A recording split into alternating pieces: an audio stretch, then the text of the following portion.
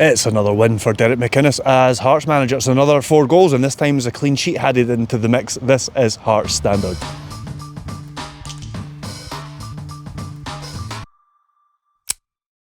This is Hearts Standard. I'm Craig Cairns. That's Joel Sked. We're at a very dark Broadwood Stadium where we've just watched Hearts beat Hamilton 4-0. I'll give you the question that I usually do, Joel. What are your general thoughts on that? A good evening's work is the short answer, or it's like a succinct answer on that. There was a lot of positives to take from it. Strikers getting goals, looked really solid at the back, changing it, so there was a change in shape. It was adds to kind of confidence, momentum, and it allowed other players, Spittle, Nieuwenhof, Steinvender, to get Stuart Finlay, Borchgrevink to get minutes. Change of shape, and the team selection is what we should go to next. I guess I think 7 changes. We didn't expect that many changes. Moved to back 3. McInnes was saying that he wasn't quite forced into it, but there is a kind of element there. I'd already taken. I'm going to write something on the back 3, and I'd already taken notes about how there's lots of options in central defence, there's good options in central midfield, there's good options in the centre up front. He's still trying to sort out his wings, so it makes sense that he would go with a shape like that. Yeah, absolutely. There's just a number of factors. He mentioned it. So Stephen Kingsley had a throat infection, and combined with Harry Milne had a wee niggle. Didn't want to risk him the full 90 minutes. Shanklin and Clark were dropped to the bench. Obviously, Clark doesn't really matter for a back 3 or a back 4, but Shanklin had a wee knock, not a knock, just had a wee niggle as well. So he dropped to the bench. So that, and he talked about the formation that Hamilton usually play. They changed their formation, so that didn't really matter. But you talked about it. He still needs some. Still wants to have better options or more options, wide areas, wingers, guys with pace and going down the outside. So it kind of makes sense to, in a way, go to a back 3, especially when you're looking at some of the players he wants to get minutes to. Blair Spittle allows him to play as the number 10. I know, I'll speak to him just about now. I just looked at Twitter, people replying to instant analysis. I mentioned that Spittle, I thought, played quite well, and a lot of people disagreed. But in the first half, I think we both talked about it. I thought he was really good as a number 10, especially drifting over at the left. He's a really intelligent player. He picks up really good spaces. Yes, he gave the ball away a couple of times. There's one bad one in the second half, but I do think he gets on the ball and he gives you different options. He can shoot, he can continue the play, he can slip passes into the box, and he can, something I'd like him to do more is breaking into the box. He broke into the box, Stuart Finlay slipped in a pass, but he just got away from him. But I do think the back 3 offered, there was a nice balance to it, especially the way that the back 3 was set up with Stuart Finlay and Steinvender flanking Frankie Kent, who kind of just marshals the centre back, and then you had Benny and Nieuwenhof especially putting in loads of work in the middle of the park. In the first half, I just didn't think it clicked between Wilson and Cabangu. I think that's where you saw you missed a kind of more focal point, and it was just having that balance where who runs in behind, who comes short to get the ball, etc. We'll come back to the change that was made in attack that kind of really kind of lifted the atmosphere around the place, and really sort of, I was reluctant to say change the game there because Hearts were already going to win the game, but he gave it Hearts an extra lift when he came on. Braga, we'll come to him later, but to stick on the back 3 for now, another thing that McInnes mentioned was it allowed him to maintain the size of the team, giving them a threat from set pieces. And I suppose it's encouraging that Hearts have scored a goal from a set piece in both games. I mean, I'm not going to say that the set piece coach is coming in and getting instant results. I'm sure there's some things they're working on that are bringing benefits, but a lot of it's just to do with the sheer size of Hearts in the box. I did notice when we were in Spain, we were able to watch training, that these midges, by the way. Oh my God, sorry. When I was watching training after like the small sided games, and they broke into do like shooting drills, and then the defenders, so I think it was the 5 defenders, it was Kingsley, Halkett, Steinvender, Kent and Stuart Finlay. They went away and did work with Ross Grant, the set piece coach, and you're just looking at them in the box like they are big big laddies, which is good because you need that. Well, I want that big physical Hearts, but also you need that in Scottish football. You need size, and it helps in both boxes. Exactly. Anything else to add on to the midfield before we move on to the attack? We were talking about there was a nice balance in there. We were slightly surprised with the selection.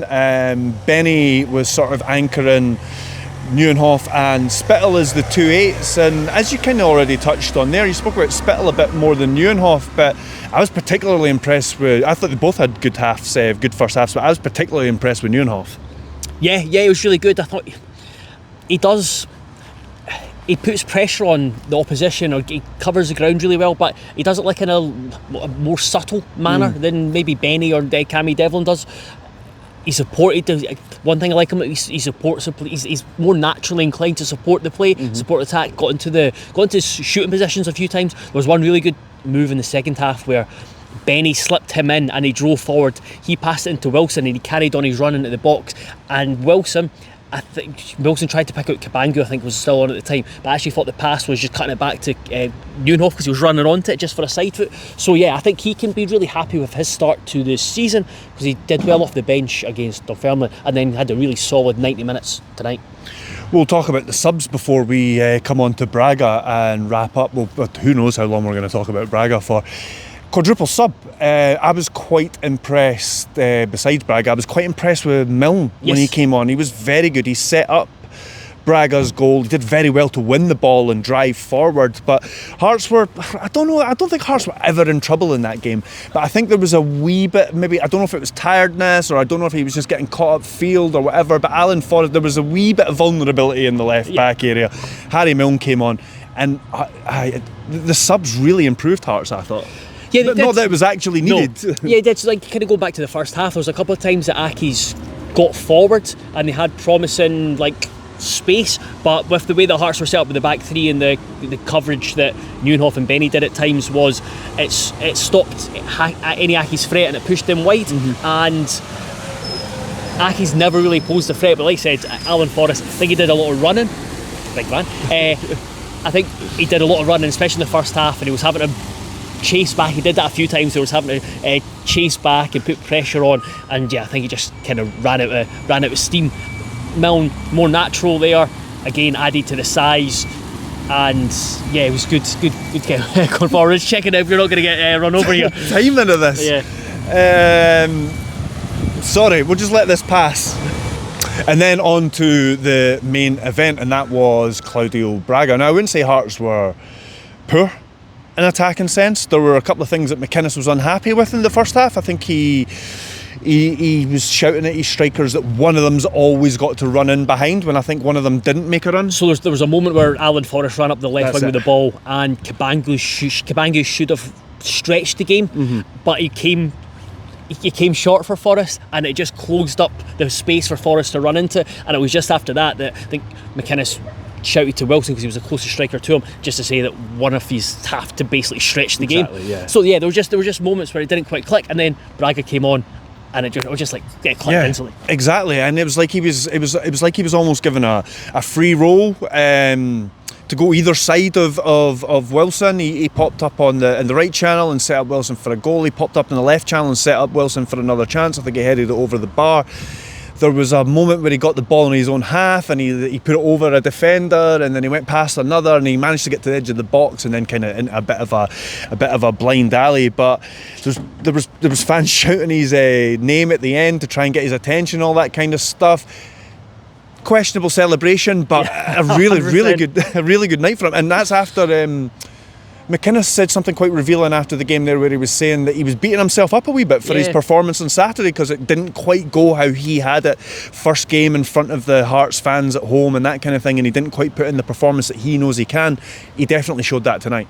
Yeah, absolutely, and I think you can see, so there was question marks why Braga started on the left hand side on Saturday, but as McInnes said after the game, and we saw at moments today, especially when he set up Wilson for the second chance, is that he loves that left hand channel, moving into that left channel, driving with the ball. And he started, I remember watching a podcast when he was first linked to Hearts, a podcast he did with Valerenga, their official podcast, was in English, and he was asked which position he prefers, as centre forward or left wing, and he said he sees himself as a left winger. This was 18 months ago or so. Okay. So he's transitioned into a striker from a winger, but I think you can see the way he plays that he did play as a winger, because he can take the ball and he can actually he can turn with it and then drive it defenders. I think that sometimes, like, Wilson's learning that side of the game. Cabangu, we've talked about this before, his build-up play, we've seen it in the first half where he'll come to show, he'll play to the feet, and usually the person who passes to Cabangu gets the ball back, whereas with Braga, he's going to take it in and he'll allow the team to come up and he'll spin in behind and drive the team forward, and we've seen that on a few occasions. He's really exciting. You can see he's quite an intelligent player. His balance is excellent, and the fact that he can go either way. And while I don't think he's he's quick over longer distances, I think he's quite sharp over those shorter distances. Well, he did that for the Wilson goal. He got a yard on, or half a yard on the defender before crossing over. I suppose it would be remiss of us not to give a word to James Wilson here. What a start. I mean, what faith McInnes has shown in him, picking him to start the first two games. He was he used quite a lot in pre-season as well. He was talked up a lot by McInnes in pre-season. 2 goals in 2 games. It's actually quite exciting. It feels like you're kind of watching a star in the making. Yeah, absolutely. I mean, probably a lot of it's probably not going to be at Hearts, but it does feel like it's like the beginning of a great career. Yeah, absolutely. And it's good that it's good that we are seeing him in that kind of that nascent stage in his career, and he's got the great thing is that he's really mature for his age. Yeah. He's very level-headed. He wants to learn. He wants to get better, and the big thing was his 2 goals so far have been striker goals. I think all these goals in pre-season so far have been really kind of striker goals where he's in the right place at the right time, and you can still see moments in his game where it's getting better and things are like building up play, dropping off and getting more involved. Yes, he'll probably still be a bit sloppy at times, but that comes with more experience, more know-how.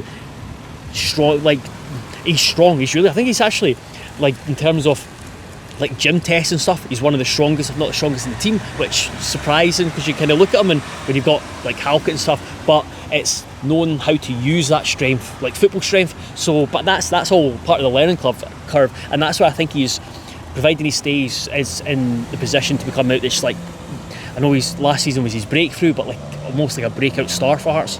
Yeah, that's it. He's like cementing himself as a senior player now, and that's what I was going to add. I was going to interrupt you there and say that you're talking about striker's goal. His first goal for Hearts was at Easter Road, popping up at the front post like an instinctive striker does. Oh, his first one was a tap-in from the ball falling out there on the line against St Mirren. So yeah, he does have that knack of sort of being in the right place at the right time. Anyway, we have gone on long enough, I think. Is there any other business before we get out of here? No, don't think so. I think just a positive night. I think there's more. I think you can see the progression from Saturday, and that's where I think this is what the League Cup's going to allow Hearts to do, is build that confidence and momentum going into the start of the league season. Yeah, and hopefully have that match sharpness by the time the league starts, because as McInnes has been saying, feels these players are operating at 60-70% now, so I'm guessing the plan is to have that at 100% going into the start of the Premiership season. Thanks everybody for listening. You can get more of our stuff at heartstandard.co.uk. I'll link some of the articles in the description. Please give us a subscribe if you can, and we will see you all soon.